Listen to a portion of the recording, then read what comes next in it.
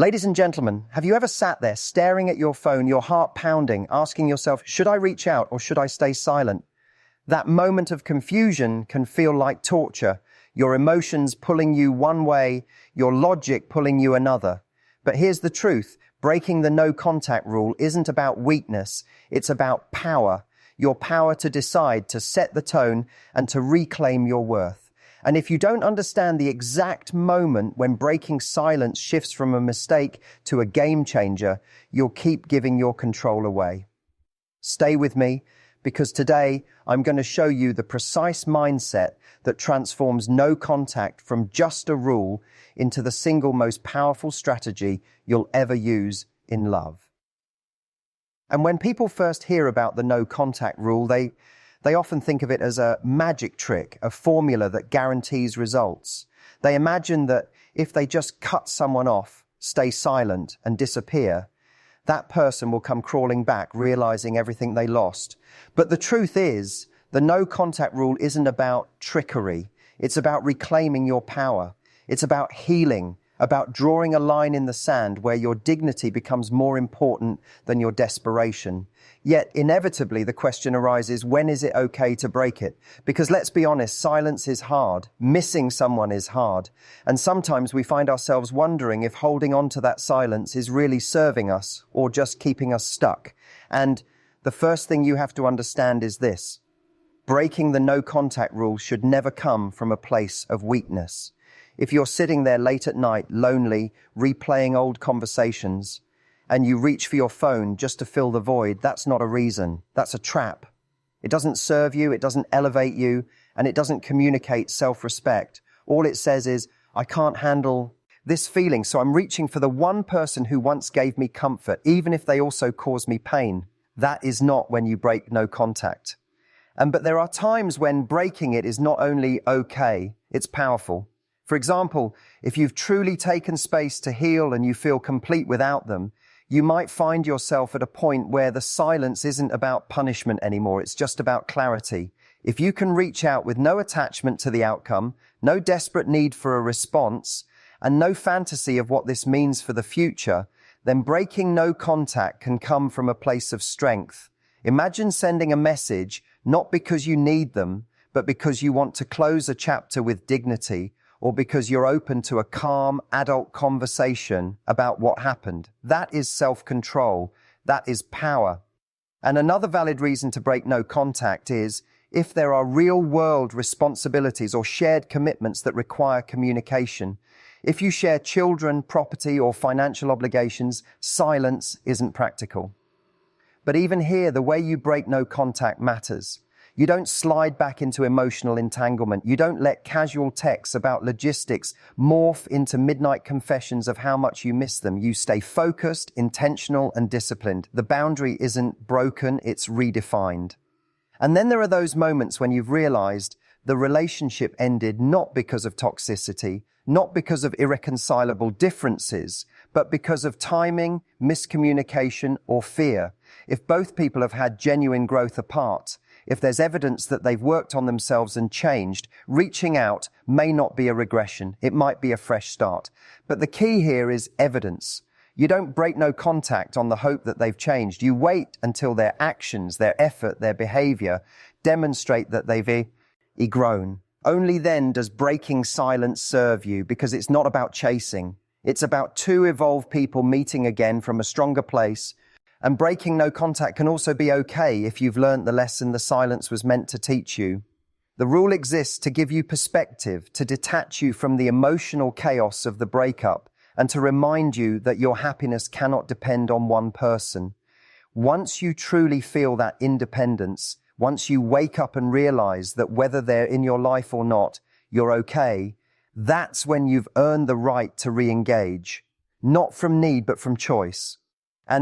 But let's be real, most people break no contact too soon. They break it when the wound is still fresh, when the pain is still dictating their behavior. They convince themselves, I just want closure, but really they're searching for reassurance. They tell themselves, I just need to know if he still cares, but that's not closure. That's craving validation. And here's the thing, if you break no contact for validation, you'll end up emptier than before. Because if the other person doesn't give you what you wanted to hear, the wound deepens. And if they do give you a breadcrumb of attention, it sucks you back into the cycle that broke you in the first place. And so how do you know the difference? How do you know whether you're reaching out from a place of strength or weakness? Ask yourself this: if they didn't reply, or if they replied in a way that was cold or dismissive, would you still be okay? If the answer is yes, if you could read that message and shrug because you've already found peace in yourself, then you're ready. But if the thought of them not responding makes your stomach drop, if it would spiral you back into nights of overthinking, then you're not ready. You're still handing them the keys to your peace of mind. And until you can hold those keys firmly in your own hands, silence is your friend. And another way to check yourself is to ask, what do I want from this? If your reason is clear, intentional and rooted in your values, then breaking the rule can serve you. For example, maybe you want to express gratitude for the good parts of what you shared so you can truly move on without bitterness. Maybe you want to own your part in what went wrong, not to win them back, but to grow as a person. Maybe you've met someone new and you simply want to tie up loose ends respectfully. These are mature reasons. But if your real motive is to spark jealousy, to reignite attraction, or to see if they'll chase you, then you're playing games. And every time you play games, you lose a piece of yourself. And the no contact rule is not a cage, it's a mirror.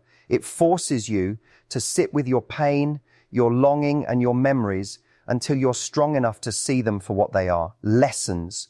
When you break it, it should be because you've already grown from those lessons, not because you're trying to avoid them. Think of it like training in silence. You go away, you get stronger, you rebuild your identity, and then if you decide to step back into the ring, you do it as someone new, someone grounded, someone who doesn't beg for love but chooses love wisely. And ultimately, the power of no contact doesn't lie in how long you keep it. It lies in what you do with the silence. Some people go months and emerge unchanged. They just count the days until they can text again. Others use that time to transform, to reclaim their worth. And when they finally do break it, it's not about desperation, it's about alignment. And that's the moment when breaking the rule isn't just okay, it's liberating. It's proof that you're not bound by rules at all. You're guided by self-respect. And that is the most attractive thing you could ever bring into any relationship, past or future. And here's something most people never stop to realize. The act of not reaching out is not the real victory. It's the transformation that happens during that silence. When you're no longer haunted by the need to know what they're doing, who they're with, or how they feel about you, that's when you've taken your power back. Because let's face it, when someone leaves your life, what really hurts isn't just the absence of their presence. It's the absence of certainty. It's the gnawing question of whether they'll ever return, whether they still think of you, whether the love you invested actually meant something to them.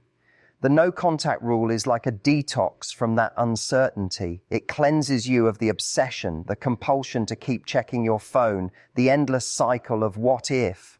And once that obsession is gone, your perspective shifts.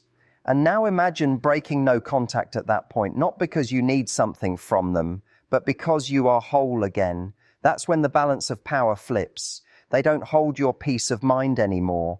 They don't get to dictate your moods. You've already built your life back up, and their presence is no longer a requirement for your happiness. When you show up from that place, it's like walking into a room with your head high and your energy intact. You are no longer the one chasing, you're the one choosing. And people can feel that difference instantly. And it's also worth remembering that silence isn't meant to punish the other person. Too many people misuse the no contact rule as a weapon, hoping their absence will sting, that it will create guilt or longing on the other side. But if that's your motive, then you're still attached, still playing out the same dynamics that led you here. The real goal is to use silence as a period of self-expansion, to reconnect with passions you set aside, to rediscover the version of you that existed before the relationship consumed you, and to grow into an even better version than before. If, after all of that, you decide to reach out, you're doing so fine.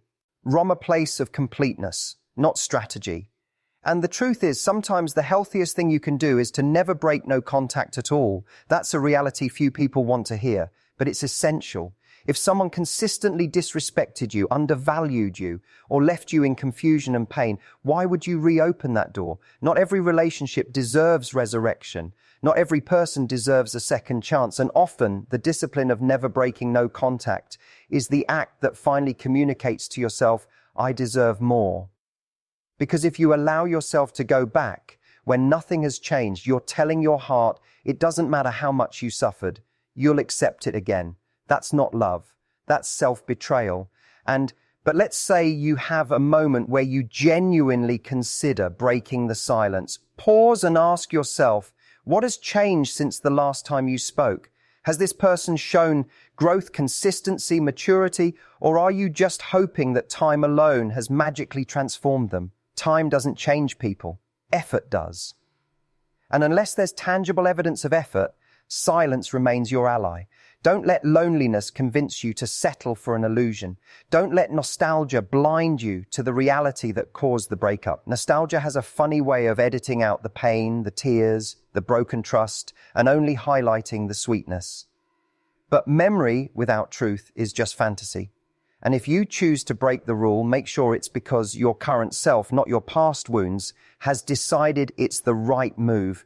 Make sure it's because your healed heart can handle whatever response or lack of response comes back. Because the minute you break silence from a place of unhealed longing, you set yourself up to be hurt again. And every time you're hurt, you reinforce the belief that you're not strong enough to stand alone. But when you wait until you're so until your happiness is independent of their reply, then no matter what happens, you win. And think of it this way, silence is a test. It's a test of your resilience, your patience, your ability to choose yourself, even when it's tempting to choose them. Every day you stay silent, you're building a muscle that says, I can resist the urge to settle for crumbs.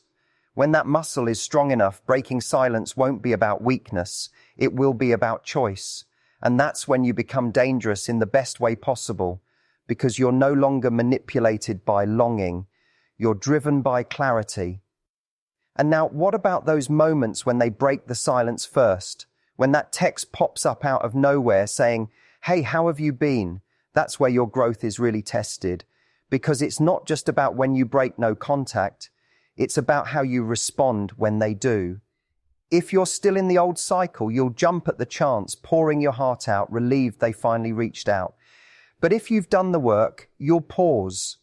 You'll ask yourself, what do I want here? Do I want to reopen communication? Do I want to stay silent because nothing's changed? Or do I want to respond from strength, not weakness? Because the truth is, just because they broke the silence doesn't mean you're obligated to reply. Sometimes the most powerful answer is no answer. And other times, a short, polite, grounded response shows that you've moved forward, that you're not clinging anymore. And one of the most liberating realizations you'll ever have is that breaking no contact doesn't always mean reaching back to them. It can also mean breaking the rule for yourself, meaning you decide the silence has done its job and now it's time to live without rules at all. Not because you want them back, but because you finally stopped living in reaction to them. The rule no longer dictates your behavior, you do.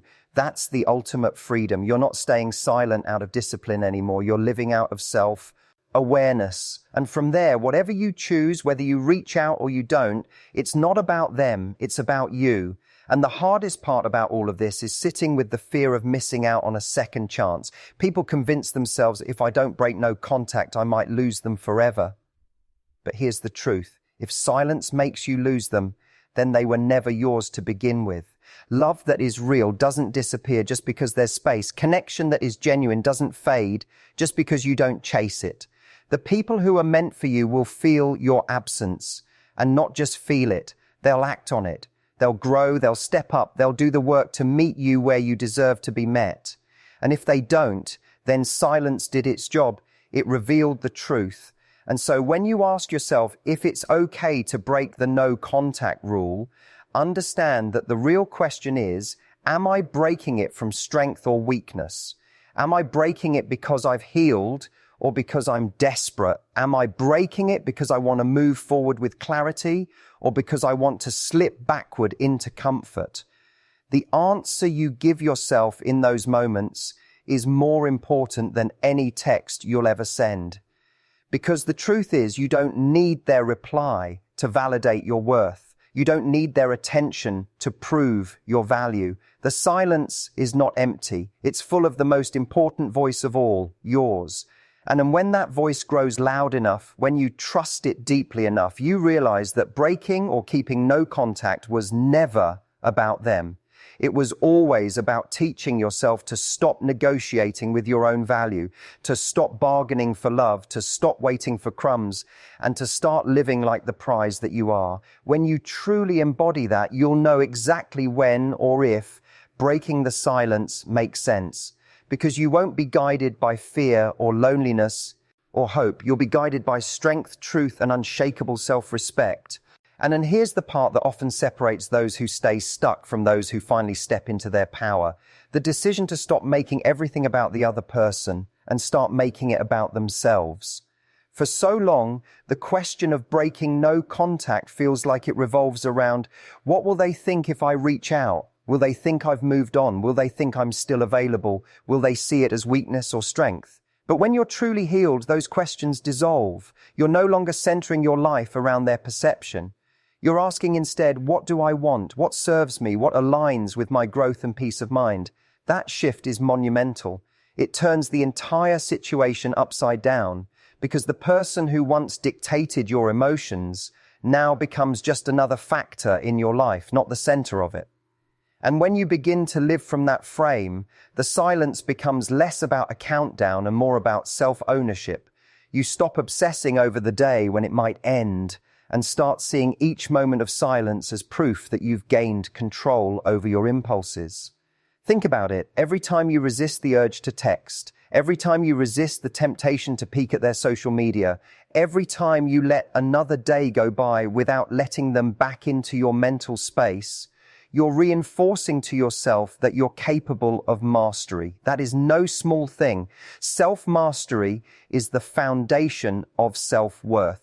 Because if you can't say no to your own cravings, how can you ever expect to say yes to the kind of love you actually deserve?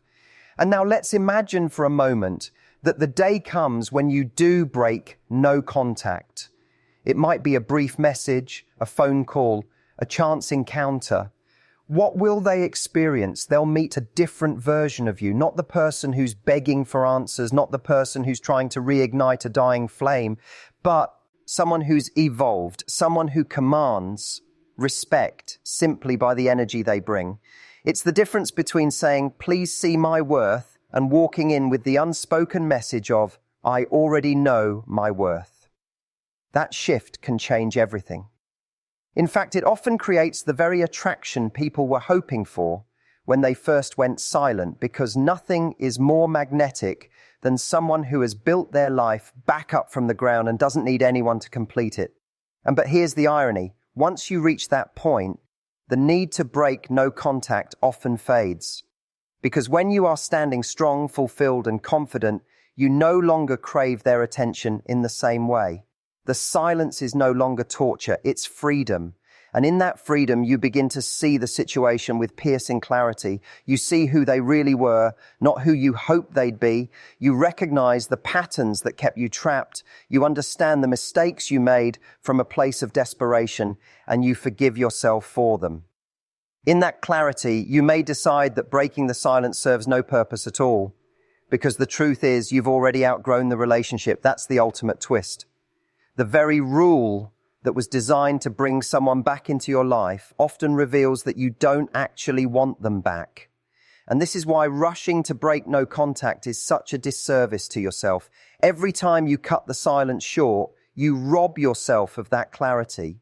You jump back into the emotional fog, hoping it will feel different this time, but without giving yourself the time to grow strong enough to make a choice from wisdom rather than weakness. Think of silence as a furnace. It burns away illusions. It refines your desires. It strips you down to your essence so you can rebuild on solid ground. If you walk out of that furnace too soon, you're still raw, still fragile, still vulnerable to the very dynamics that broke you before. But if you stay in long enough, you come out forged, unshakable and free. And then let's talk about what it means to be free in this context.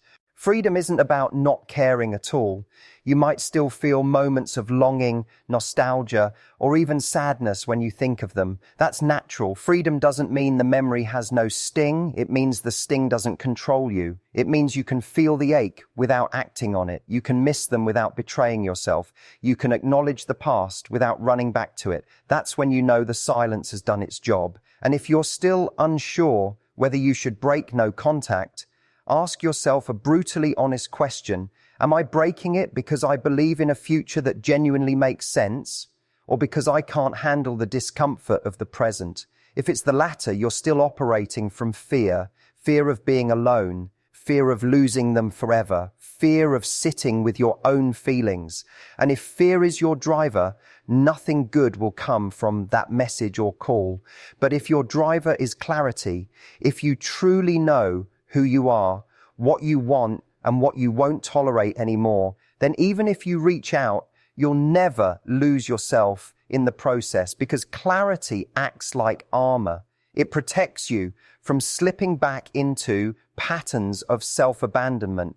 And another way to look at it is this. Imagine your life as a table. Every person, every habit, every choice is a piece placed on that table. For a long time, the person you're tempted to break no contact with had the biggest piece. It dominated everything else, crowding out your career goals, your friendships, your passions, your sense of self. When you enter no contact, you remove that piece. At first, the table feels empty, like something is missing, but over time you start filling it with new things: confidence, purpose, joy, self-respect, new connections, new experiences. Now, if you break the rule before the table is filled again, you're essentially inviting the old piece back in to dominate once more.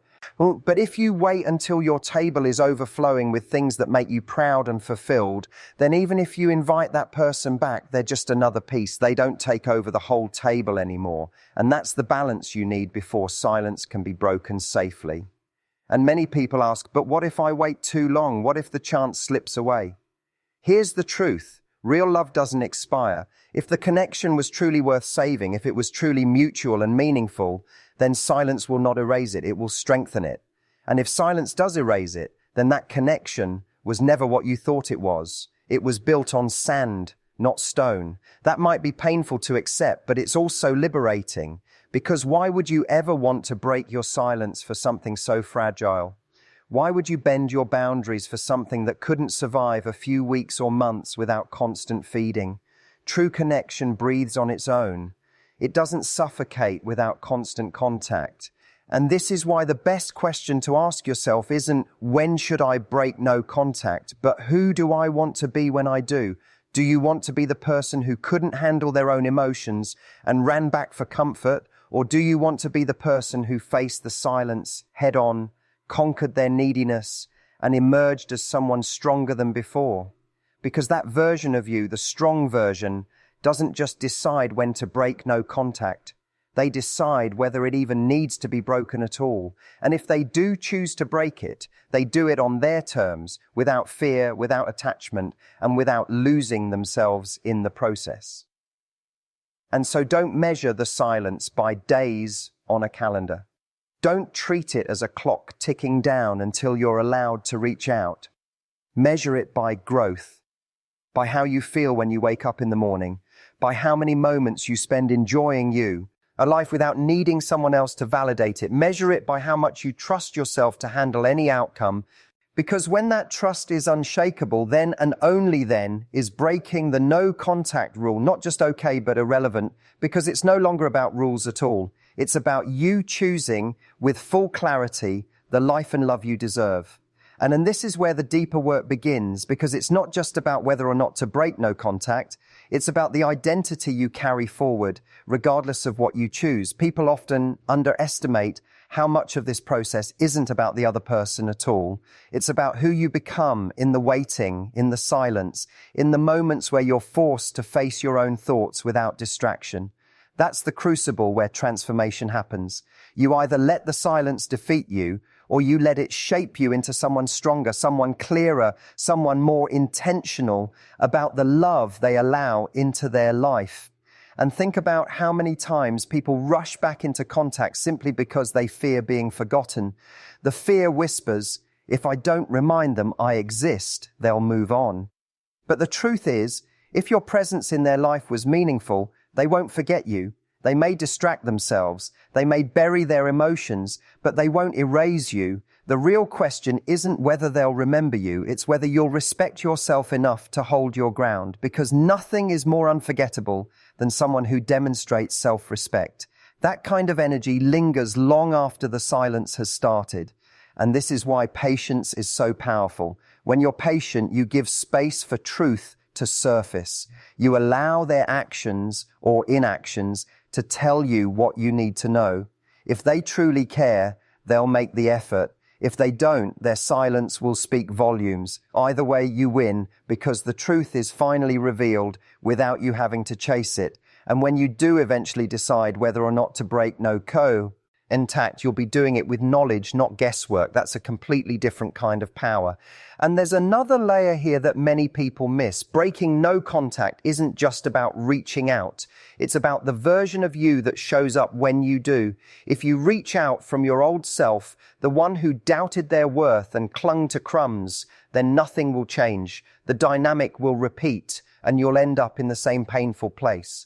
But if you reach out from your new self, the one who has learned, grown, and reclaimed their confidence, the entire interaction shifts. Even if they don't respond the way you hope, you'll feel different because you didn't betray yourself this time. You showed up authentically, without begging, without needing, without shrinking. And that is a victory all on its own. And sometimes people confuse strength with stubbornness. They think strength means never reaching out, never breaking the rule, holding the silence like a badge of honor. But strength is not rigidity, it's flexibility. True strength is the ability to choose silence when it serves you and to choose communication when it serves you without fear of losing yourself either way. Strength is not about clinging to rules, it's about living by principles. And the principle that matters most here is self-respect. As long as you don't sacrifice that, the choice is yours. And now let's imagine a scenario. You've held no contact for months. You've grown, you've healed, you've rebuilt your confidence. Then one day, something reminds you of them, and you feel a genuine pull to reach out, not from loneliness, but from curiosity or closure. You pause, you check yourself, and you realize you're strong enough to handle any response. In that moment, breaking no contact could actually be a step forward, not backward. Because you're not doing it to get something from them, you're doing to honor yourself, to express something you need to say, or to test whether there's truly a foundation worth exploring again. That's not weakness, that's maturity.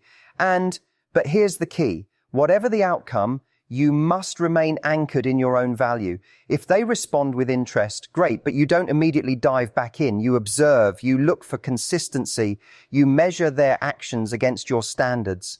And if they respond with indifference, or not at all, you don't collapse, you don't spiral into old wounds. You simply recognize that the silence has given you your answer, and you move forward with grace. That's what it means to operate from strength. And it's also important to understand that breaking no contact doesn't always mean reconciliation. Sometimes it means you finally speak your truth so you can let go fully.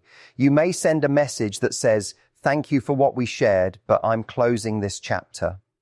You may choose to have a final conversation that clears lingering questions. You may even decide to express forgiveness, not for them, but for yourself, so you're no longer carrying bitterness. These acts aren't about rekindling anything. They're about freeing yourself from the weight of unfinished business. And when you do it from that place, breaking the rule becomes less about them and more about your own liberation. But let's not ignore the reality that breaking no contact too soon is one of the most common mistakes people make. They mistake the intensity of their emotions for a sign that they should act. But intensity isn't clarity. It's just the residue of attachment. And until that residue has settled, any move you make will be driven by old patterns. That's why time is essential. Time isn't just about waiting. It's about creating enough distance for perspective to form. Without perspective, you're just reacting. With perspective, you're choosing. And there's a world of difference between the two. And this is why silence often feels unbearable at first, but Becca, Ohm's empowering over time. In the beginning, it feels like deprivation. You're starving yourself of contact. But as days and weeks pass, you start to realize you don't need it to survive. You discover new ways to fill your time, new people to connect with, new passions to reignite. And suddenly the silence transforms from punishment into freedom. That shift is the very reason the no contact rule exists, to give you the space to learn that you are whole without them. Once you've learnt that, whether you break the rule or not, you'll never lose yourself again. And then here's the ultimate truth. The point of no contact was never to manipulate someone into missing you. It was always to remind you of who you are. If, after rediscovering your worth, you still feel compelled to reach out, then at least you're doing it from a foundation of strength.